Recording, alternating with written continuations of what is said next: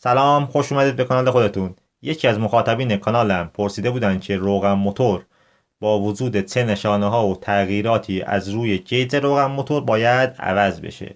من برای جواب دادن به این سوال سه تا آزمایش رو میخوام به صورت عملی به شما نشون بدم که وقتی شما گیج روغن رو در میارید به راحتی تشخیص بدید که زمان تعویض روغن موتور رسیده. ولی خب اگه بخوام به صورت کلی این زمان تعویض رو بگم، این بستگی داره به نوع خودروتون، نوع روغن موتوری که استفاده میکنید، شرایط رانندگیتون و عوامل مختلف دیگه. ولی توی روغنای معمولی این زمان بین 5 تا 7000 کیلومتره و توی روغنای سنتتیک این زمان بین 8 تا 11000 کیلومتره. اما ببینید این زمان فقط یه عدده، چون اومدن تعیین کردن که به صورت تقریبیه و نمیشه دقیقا به این زمان اکتفا کرد. ممکنه در اثر شرایط مختلف این زمان حتی زودتر هم برسه. ولی خب یه سری از اون خودروهای جدیدتر و پیشرفته تر هستن که اونا مانیتور داخلی روغن دارن که اینا خودشون عمر روغن موتور رو بر اساس درصد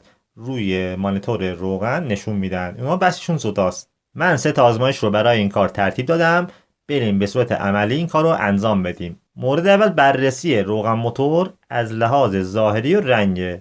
برای این کار اومدم من دو تا روغن موتور آوردم. یه روغن موتوری که تازه است و هنوز استفاده نشده و یه روغن موتوری هم که آوردم استفاده شده و از کارتل ماشین تخلیه شده. من میخوام اینو از لحاظ ظاهری و رنگش بررسی کنم. خب ببینید این روغن موتور تازه است که استفاده کنید. این فرضاً جیزه.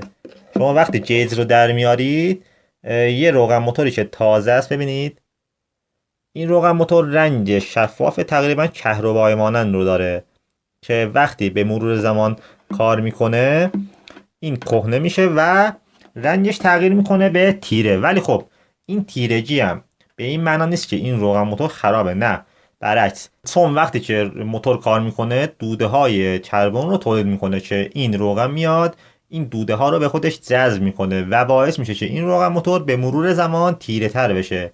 پس این روغن موتور در واقع اون کارهای لازم رو داره و اگه شفاف موند شما باید شک کنید که این روغن موتور احتمالاً تقلبیه. پس تیره شدن به این معنی نیست که روغن موتور خرابه. ولی خب اگه روغن موتور خیلی تیره بشه و حالا نشون میدم بهتون الان اون کارهای خودش رو از دست میده و نمیتونه دیگه اون عملکرد لازم رو داشته باشه. و خب همونطور که گفتم یه روغن موتورم آوردم که این کار کرده. ببینید رنگی که این روغن موتور داره، حالا دقیقا نشون بدم، این رنگ تقریبا خیلی تیره شده و اگه شما بخواید دقیقا بررسی کنید براده های آهن هم حتی توش میبینید و رنگی که داره خیلی تیره است. این باید تعویض بشه.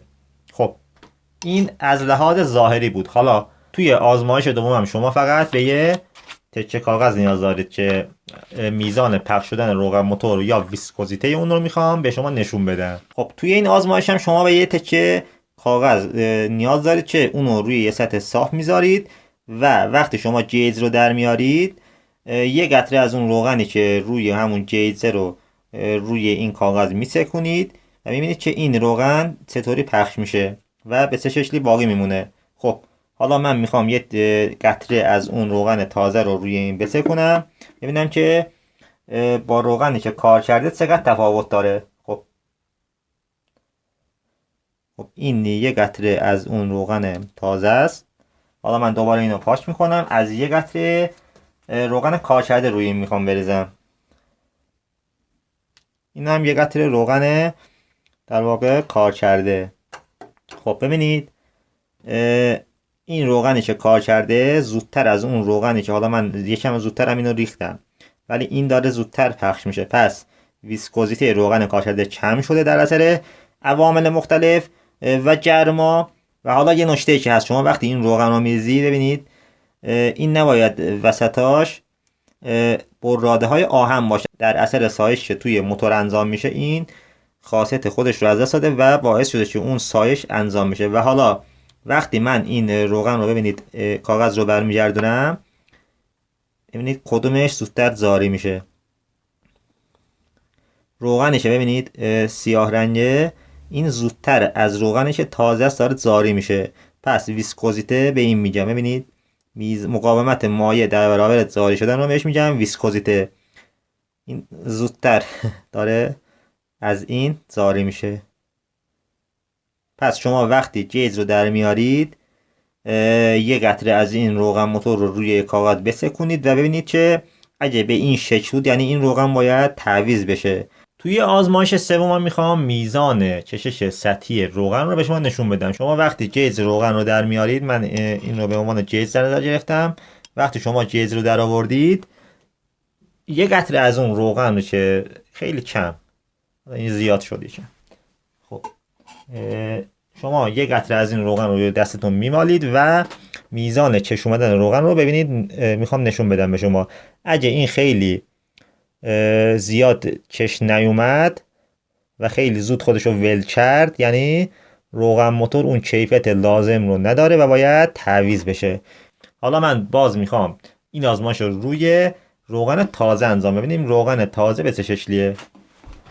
یه قطره از اون روغن تازه رو روی دستم میمالم باز و ببینید میزان چش اومدنش رو میخوام به شما نشون بدم. ببینید این قشنگ چش میاد. این همون چیزیه که ببینید حتی زیادم ول میکنم این خودش رو ول نمیکنه و اون کشش سطحی لازم رو بین حالا اون روغن موتور داره. پس شما بدون در نظر گرفتن کیلومتر خود رو از طریق این سه تا آزمایش رو گفتم میتونید گیج روغن رو در بیارید و این علائم و نشانه ها رو بسنجید و ببینید که روغن موتور خودروی شما نیاز به تعویض داره یا نه. اگه شما هم تجربه‌ای در این مورد دارید توی بخش کامنت ها برام بنویسید. لایک و سابسکرایب کانال یادتون نره. منتظر ویدیوهای بعد از کانال من باشید. فعلا تا بعد.